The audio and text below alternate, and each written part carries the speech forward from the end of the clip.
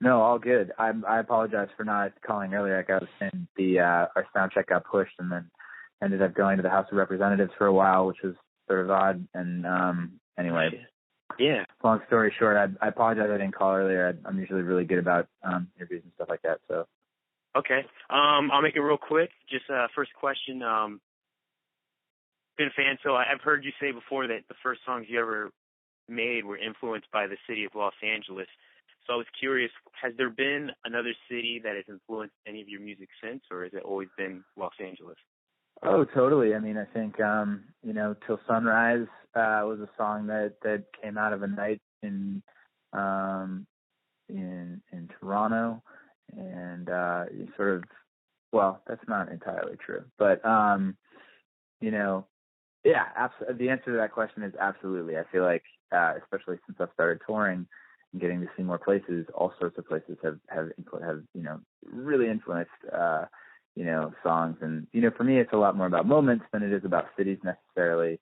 The song 15, which was one of the first songs I wrote as Goldroom, has a lot to do with what I was doing when I was 15, which was teaching sailing on Cape Cod. So, like, for me, that evokes memories of, like, that summer for me completely. So, trying to think if there's something specifically recently that I felt that way about.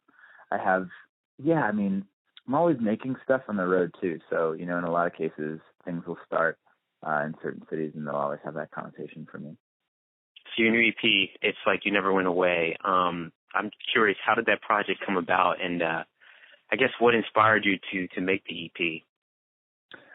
Well, the thing about the music behind it is that some of it's a little older and some of it was new. All things being equal, I probably wouldn't have bundled the songs the way that they were. The reason why that came about was actually because Snapchat approached me about releasing that EP in that format. Really? And so the opportunity that they presented me basically was just so exciting to me as an artist that I didn't want to pass it up, because they were interested in making a short film about the 4 songs and then wrapping them together, 4 individual music videos and then wrapping them together into a short film, having the videos released one day at a time so that you could watch it and be excited and interested in what was going to happen the next day. So, being able to create a short film around the EP was what really drove me to want to do it. 2 of the songs from the EP had actually been released before. So it was like an interesting amalgamation of like some older stuff and some newer stuff, all wrapped into this one really interesting project. So it was kind of like the uniqueness that came about through the partnership of my label Downtown and Snapchat that made the project interesting to me. So I hear you're a big songwriter, you're into songwriters, so I'm curious to know, like, what songwriter would you love to work with? Man, that's a really difficult question, because there are so many people that I would be interested in. If you word it in that way, like Ryan Adams comes to mind more than almost anybody else as far as somebody who's like active and sort of at the peak of their craft. I love his music. I've always been a huge fan of his.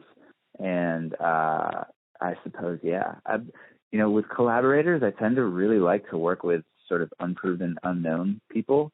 I love introducing new singers to the world. And so, I don't have like a list of like big name collaborators that I'm wishing to work with. No, that's cool. I like that. And, man, I know you played in several countries outside of the U.S. I'm sure you've got this question before, but is there one that stands out the most, or is it just like so many? I feel like Toronto or something in like Latin America is going to be like your answer. Yeah, I mean, I've been lucky enough to, go around the world a couple times, and it's always, when you travel really far away, you sort of feel like you're on another planet, at least for me. So the couple of times that I've gotten to go to Southeast Asia has been really special and weird, just because I really feel like I feel very, very far away from home. And that makes for a different experience in a way, because even the performance makes me feel like I can, I don't know, like give it my all in a different way. I mean, it's really a trip to me that like, and if I could go to a place like Indonesia and actually have fans there that like what I do and are interested, to then want to come see me perform my music. That's a real trip to me. So, yeah, I don't know. Southeast Asia's always been crazy. South America is a place that when I go there, I feel the most love. Like for some reason, I've really connected with a lot of people down there, and I feel a really strong connection to the culture and to the music and to the fans. Okay. Next question. When you are performing live, what is your favorite thing to see in the audience, if there is anything? Oh, definitely people singing along. Well, I would rather people have their eyes closed and a smile on their face singing along than like jumping up and down or like raging or like partying really hard. Like I'm always, I know it's a true fan when they're out there singing along and they know all the words, and you can just sort of tell sometimes when people have when it really means a lot to people, and I think that's a pretty good indicator. A couple of weeks ago, I think you played a set at the Lab LA. What was that experience like? And do you prefer venues like that, or do you prefer venues where you're playing in a band? I love DJing and playing live, both.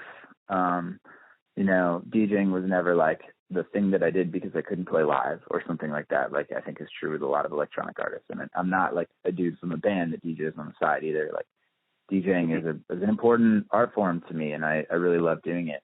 But that said, like playing live, it's much more emotional, and I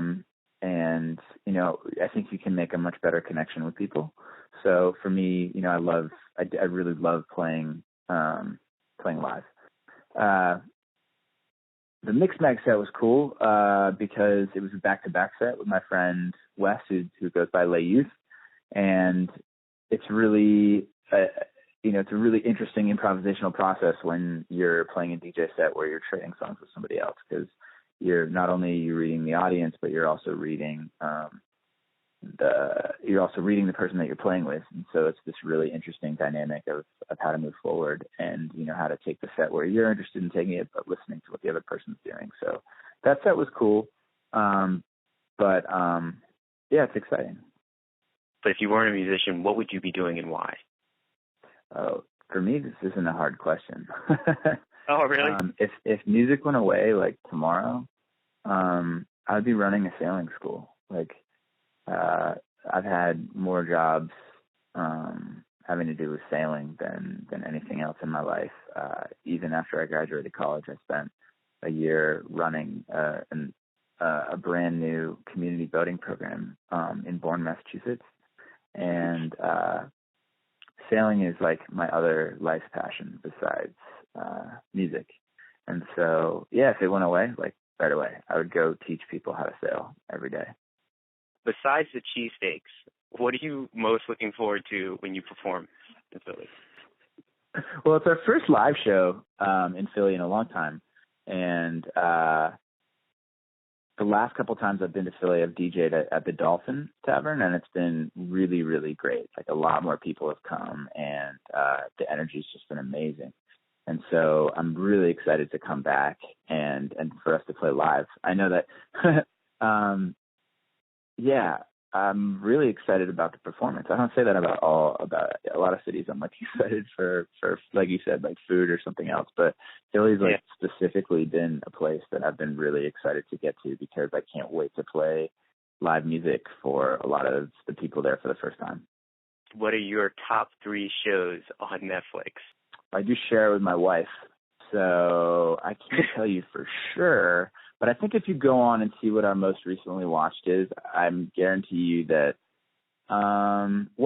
it's certainly Narcos, because we just finished that, or maybe I'm 2 episodes from finishing that. The X-Files are definitely on there. We're rewatching the X-Files right now. I'm a huge X-Files fan.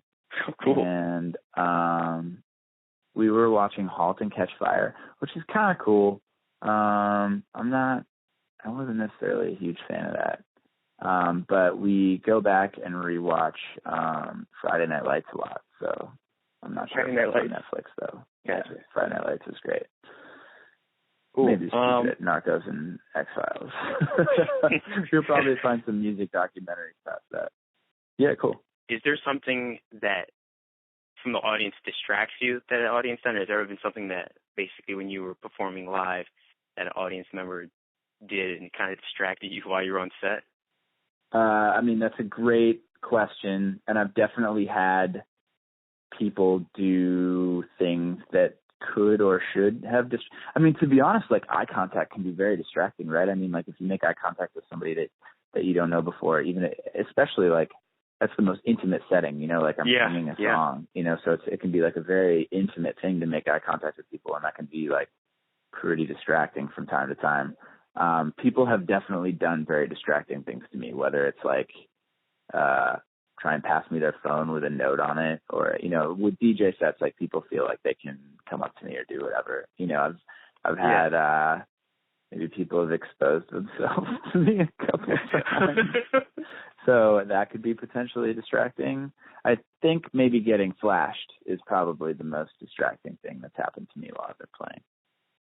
Great. That's all I've got. Hopefully I didn't take up too much of your time. No, it's great. Like I said, I would be happy to talk more. I apologize that I didn't hit you up earlier. For whatever reason today just ended up being nuts. Keep it going. It's all good. You didn't need to make it. I appreciate that. But yeah, we're all good. So thank you so much. I appreciate chatting. Thanks. It was a nice chat. So thank you.